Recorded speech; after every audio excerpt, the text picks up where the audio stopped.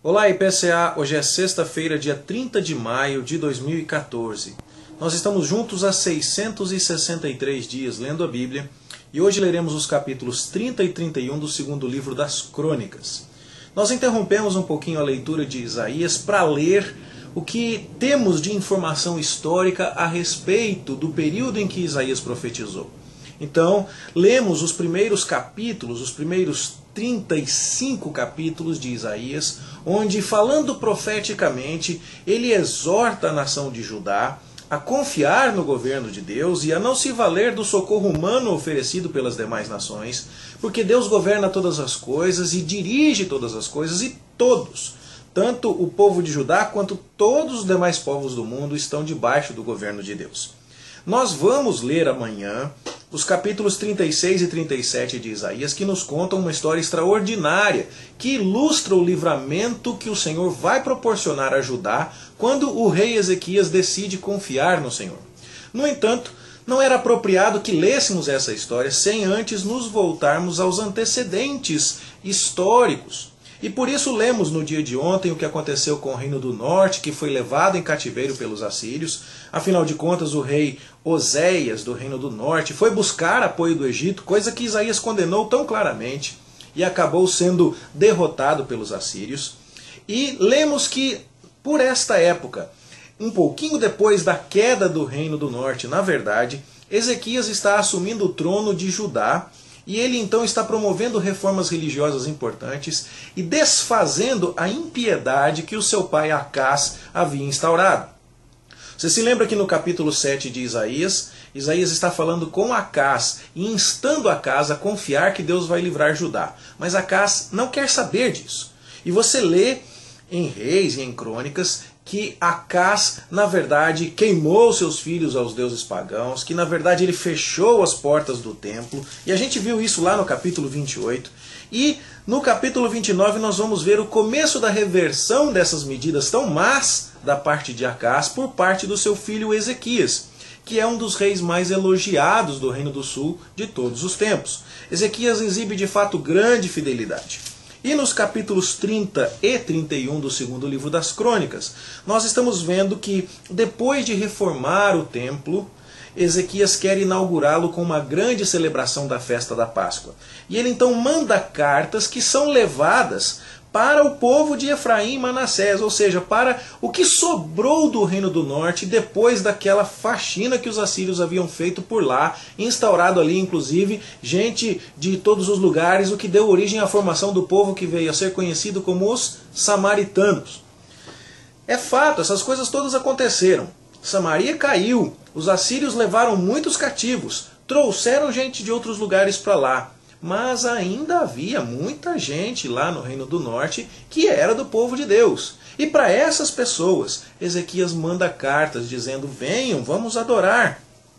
E então, ele inclusive as chama aqui no capítulo 30 de 2 Crônicas de uma maneira muito bonita, para que Deus possa se voltar para o restante que escapou do poder dos reis da Assíria mediante o quebrantamento daquele remanescente. Ou seja, Deus entregou vocês à desolação por causa do abandono do Senhor. Voltem-se para o Senhor conosco. Se vocês se converterem, quem sabe os seus filhos, os seus irmãos acharão misericórdia perante aqueles que os levaram cativos e tornarão a esta terra.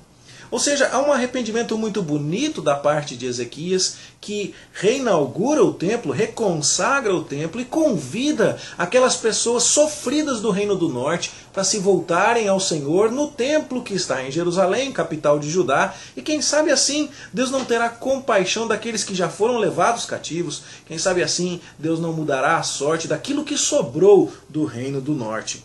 Então, nós vemos aqui que muita gente veio, é claro, muita gente na sua incredulidade, na sua idolatria, debochou de Ezequias, fez pouco caso da sua oferta, mas houve muita gente que a aceitou.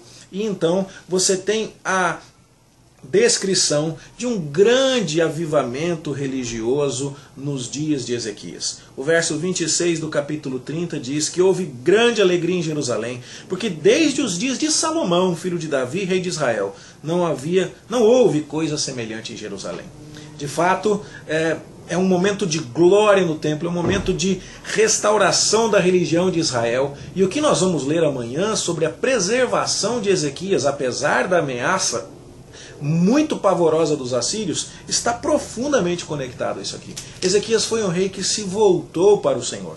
E mais, nós vemos no texto que os israelitas todos que vieram até Judá quebraram estátuas, cortaram postes ídolos e derrubaram altares que havia espalhado por todo Judá e Benjamim, coisa da época do Acás e de alguns de seus antecessores. Ou seja, houve uma verdadeira faxina espiritual no reino de Judá. E o povo voltando-se para o Senhor, com contribuições reguladas, dízimos sendo oferecidos, sacerdotes, levitas sendo designados. Esse povo está preparado para resistir a qualquer inimigo, à totalidade da fúria dos assírios, como nós veremos amanhã. Então, o resumo do que fez Ezequias nos é dito no final do capítulo 31. Fez Ezequias assim em todo Judá, o que era bom, reto e verdadeiro perante o Senhor, seu Deus. E aí então de todo o coração ele fez essas coisas e por isso ele prosperou. O que é notório é que o primeiro verso do capítulo 32 diz assim: depois destas coisas e desta fidelidade, veio Senaqueribe, rei da Síria, e entrou em Judá. É depois da fidelidade de Ezequias em todas essas questões que nós somos chamados a considerar aquilo que leremos em Isaías. É muito interessante porque a história que está contada em Isaías também está contada em Reis, também está contada em Crônicas. E nós vamos adiantar um pouco da conversa para você. A conversa de amanhã nós vamos adiantar hoje. Por que 3 vezes a mesma história na Bíblia? Bom, na época em que a história aconteceu, o profeta Isaías estava vivo, estava no palácio, estava ao lado de Ezequias e, portanto, ele foi o primeiro a registrá-la.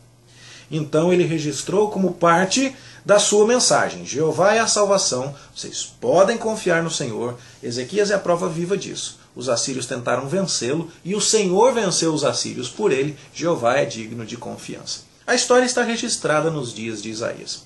No entanto, tempos mais tarde, já havia caído o Reino do Norte nos dias em que a história foi registrada por Isaías.